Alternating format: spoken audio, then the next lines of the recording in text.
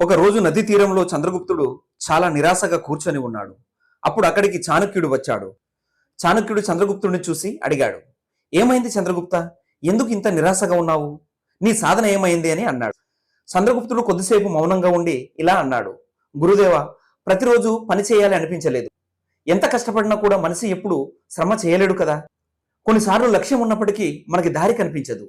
లోపల పని చేయడానికి శక్తి కూడా ఉండదు. ఇలా ఎందుకు జరుగుతుంది గురుదేవా అని అన్నాడు. అప్పుడు చాణక్యుడు చిరునవ్వు నవ్వి ఇలా అన్నాడు, చంద్రగుప్త, మనసులో ఇలాంటి ఆలోచనలు వస్తున్నాయి అంటే నీ లక్ష్యం ఇంకా బలంగా లేదు. విజయం సాధించాలంటే నీ లక్ష్యం చాలా బలంగా ఉండాలి. ఒక విషయం గుర్తుంచుకో చంద్రగుప్త, జీవితంలో విజయం కోరుకునే వ్యక్తి ఎప్పుడు ఖాళీగా కూర్చోకూడదని అన్నాడు. అప్పుడు అది విన్న చంద్రగుప్తుడు ఆశ్చర్యపోయాడు. గురుదేవ, మనిషి ఎప్పుడు ఖాళీగా లేకుండా ఎలా ఉంటాడు అని అన్నాడు. అప్పుడు చాణక్యుడు ఇలా చెప్పాడు, ఇది విజయానికి సంబంధించిన ఒక గొప్ప రహస్యం. ఈ రహస్యం ఎవరు అర్థం చేసుకుంటారో వారికి విజయం దూరంగా ఉండదు. ఈ రోజు నీకు విజయానికి సంబంధించిన 7 రహస్య సూత్రాలు చెబుతాను, విను అని అన్నాడు. డియర్ ఫ్రెండ్స్, మీరు కూడా ఈ విజయ రహస్య సూత్రాలు తెలుసుకోవాలని ఉందా? అయితే ఈ వీడియోని చివరి వరకు చూడండి. మీ మంచి మనసుతో లైక్ చేయడం మాత్రం మర్చిపోకండి. అయితే ఇక ఆలస్యం ఎందుకు, వీడియోని మొదలు పెడదాం. చాణక్యుడు 7 రహస్య సూత్రాలు చెప్పే ముందు ఒక కథ చెప్పాడు. ఒక చిన్న గ్రామంలో సూరిబాబు అనే ఒక మాలి ఉండేవాడు. అతనికి భార్య, 4 పిల్లలు, వృద్ధ తల్లిదండ్రులు ఉండేవారు. కుటుంబం పెద్దదైన పరిస్థితులు మాత్రం చాలా దయానీయంగా ఉంది. అప్పుల బాధతో మహాజనుడు రోజు తలుపు తన్నేవాడు.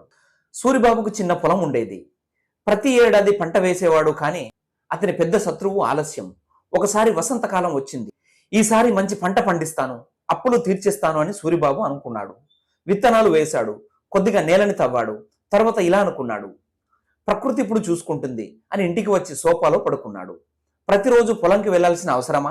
వాన పడుతుంది, ఎండ వస్తుంది, పంట ఎదుగుతుంది కదా. రోజులు గడిచాయి.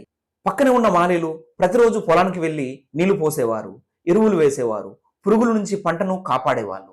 కానీ సూరిబాబు మాత్రం గ్రామ సోఫాల్లో కూర్చొని టీ తాగుతూ గాసిప్స్ చెప్తుండేవాడు. కష్టపడితే ఏమొస్తుంది, భాగ్యంలో రాసి ఉంటే వస్తుందంటూ మాటలేసేవాడు. 1 నెల, 2 నెలలు గడిచాయి. పొలంలో గడ్డి పెరిగిపోయింది, పురుగులు పట్టేశాయి, మొక్కలు బలహీనమయ్యాయి. రేపు వెళుతాను అంటూ సూరిబాబు రోజులు వాయిదా వేస్తూనే ఉన్నాడు.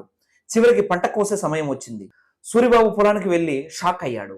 ఎక్కడ పచ్చని పంట ఉండాలో అక్కడ ఎండిపోయిన కాండలు మాత్రమే ఉన్నాయి. కొద్దిగా ధాన్యం వచ్చినా అమ్ముకోవడానికి సరిపోదు. అప్పుడు ఇంకా పెరిగాయి. కుటుంబం ఆకలితో ఉంది. సూరిబాబు లోపల నుంచి మండిపోయాడు. సమయానికి నీళ్లు పోసి ఉంటే, ఎరువులు వేసి ఉంటే నా గోదాములు నిండిపోయి ఉండేది. నా ఆలస్యమే ఇవన్నీ నాశనం చేసింది అని బాధపడ్డాడు ఆ సూరిబాబు. విజయ సూత్రాలు. 1వ సూత్రం, ఇతరులపై కాదు, మీపై దృష్టి పెట్టండి. ఇతరుల గురించి ఎక్కువ ఆలోచించేవాడు తన మనసుని గందరగోళం చేసుకుంటాడు. అతడు నన్ను మించి ఎందుకున్నాడు, అతనికి అవకాశాలు ఎలా వచ్చాయి, ఇలాంటి ఆలోచనలు మనసుకు అలసట గురి చేస్తాయి. మనసు ప్రశాంతంగా లేకపోతే లక్ష్యంపై దృష్టి ఉండదు. ఇది బలహీనతకు దారితీస్తుంది. ఇతరులు ఏం చేస్తున్నారు, ఏమంటున్నారు, ఎక్కడికి వెళ్లారు, ఈ ఆలోచనలన్నీ వదిలేయి. ముఖ్యం నీ లక్ష్యం, నీ పని, నీ గ్రోత్. చాణక్యుడు అన్నాడు, ఇతరుల జీవితంలో ఎక్కువగా కలిసిపోతే నీ జీవితంలో ఎక్కువ స్పష్టత కలుగుతుంది.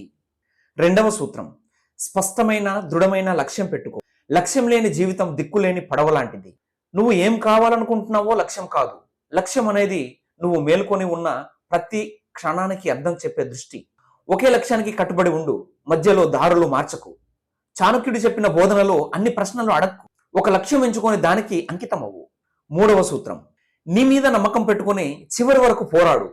చాణక్యుడు అన్నాడు, సఫలత వస్తుంది, భయపడకు, దాని నుంచి నేర్చుకో. ప్రతి కష్టం ఒక గురువు. నందవంశంపై మొదటిసారి పోరులో వారు ఓడిపోయారు. సైన్యం చెల్లాచెదురయింది. కానీ చాణక్యుడు వెనక్కి తగ్గలేదు. కొత్త వ్యూహాలు రూపొందించాడు. చివరకు మౌర్య సామ్రాజ్యం ఏర్పడింది. యోధుడు గెలిచేవాడు మాత్రమే కాదు, చివరి వరకు పోరాడేవాడు. 4వ సూత్రం, నేర్చుకోవడం ఎప్పుడు ఆపవద్దు.